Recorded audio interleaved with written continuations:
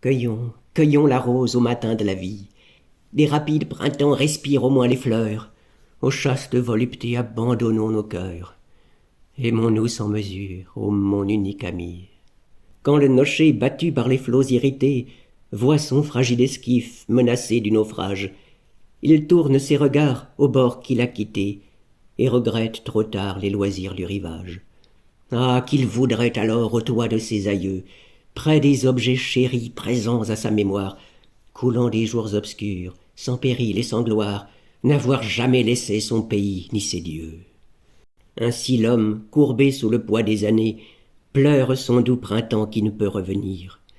Ah, rendez-moi, dit-il, ces heures profanées. Ô Dieu, dans leur saison j'oubliais d'en jouir.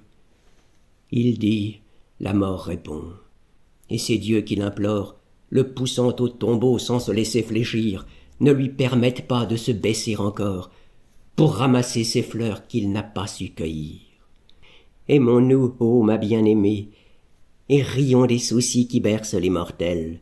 Pour le frivole appât d'une vaine fumée, la moitié de leur jour, hélas, est consumée dans l'abandon des biens réels.